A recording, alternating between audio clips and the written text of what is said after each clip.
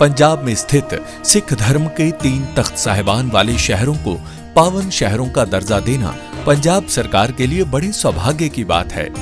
ये शहर है श्री अमृतसर साहिब, श्री आनंदपुर साहिब और तलवंडी साबो। ਇਹ ਤਿੰਨੋਂ ਤਖਤਾਂ ਦੇ ਸ਼ਹਿਰਾਂ ਨੂੰ ਪੰਜਾਬ ਦੇ ਅਧਿਕਾਰਤ ਪਵਿੱਤਰ ਸ਼ਹਿਰ ਵਜੋਂ ਐਲਾਨ ਕਰਨ ਦਾ ਫੈਸਲਾ ਕੀਤਾ।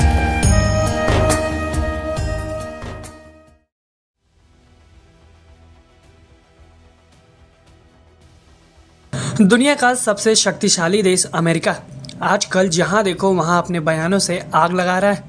कभी भारत पर टैरिफ की धमकी दी तो कभी रूस चीन को धमकी। लेकिन अब अमेरिका ने ईरान पर जुबानी हमला बोला है। वो ईरान जो भारत का पक्का दोस्त है।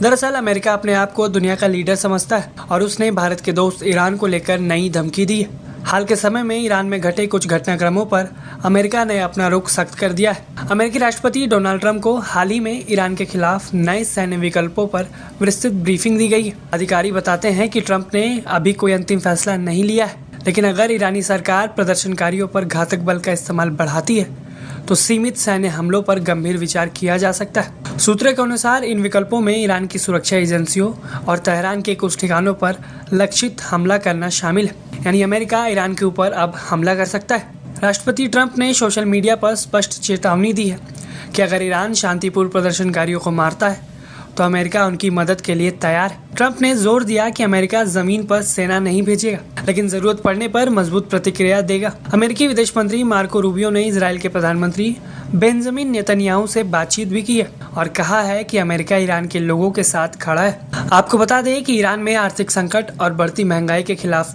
शुरू हुए विरोध प्रदर्शन ने अब देशव्यापी आंदोलन का रूप ले लिया है, जो अब सीधे सीधे इस्लामिक गणराज्य के धार्मिक नेतृत्व यानी खामेनेई को चुनौती दे रहा है। इंटरनेट पर कड़े प्रतिबंधों के बावजूद सोशल मीडिया और गुप्त वीडियो के जरिए यह आंदोलन तेजी से बढ़ रहा है। कुछ मानव अधिकार संगठनों के अनुसार इस आंदोलन में अब तक कम से कम 100 से अधिक प्रदर्शनकारियों की मौत हो चुकी है और हजारों लोग हिरासत में लिए गए हैं। ईरान के supreme leader Ayatollah Ali Khamenei ने किसी भी तरह के समझौते से इनकार करते हुए प्रदर्शनकारियों को उपद्रवी करार दिया और सख्त कार्रवाई के संकेत दिए, जिसके बाद ईरान के अटॉर्नी जनरल ने चेतावनी दी है कि प्रदर्शनकारियों को ईश्वर का दुश्मन माना जाएगा, जिसके लिए ईरानी कानून में मृत्युदंड का प्रावधान है, यानी कि सीधे मौत की सजा।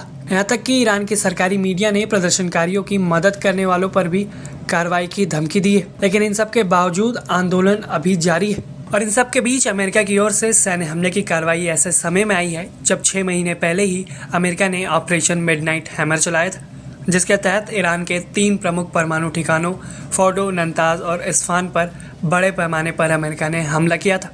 ऑपरेशन मिडनाइट हैमर के दौरान अमेरिका ने B-2 स्टेल्थ बॉम्बर और मिसाइलों का इस्तेमाल किया था, जिससे ईरान के परमाणु कार्यक्रम को गंभीर क्षति पहुंची थी। उस हमले के बाद ईरान ने जवाबी मिसाइल हमले भी किए थे, लेकिन अब स्थिति फिर से तनावपूर्ण होती दिख रही है। ईरान में जारी प्रदर्शन ईरान की सीमाओं से बाहर भी फैल चुका है। लंदन में ईरानी दूतावास की बालकनी पर एक प्रदर्शनकारी ने इस्लामिक रिपब्लिक का झंडा उतारकर 1979 से पहले का लायन एंड सन प्रतीक झंडा फहरा दिया, जिसका वीडियो सोशल मीडिया पर काफी तेजी से वायरल है। पेरिस, बर्लिन और वाशिंगटन समेत कई शहरों में प्रदर्शन हो रहे हैं। इसके अलावा अमेरिकी अधिकारियों का कहना है कि किसी भी सैन्य कार्रवाई में संतुलन जरूरी होगा ताकि ईरानी शासन को दंड मिले, लेकिन जनता उनके पक्ष में एकजुट ना हो।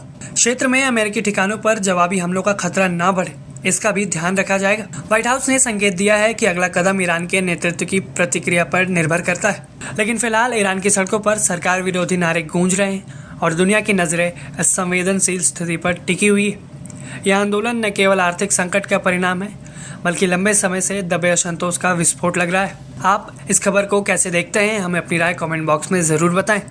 ब्यूरो रिपोर्ट, भारत तक।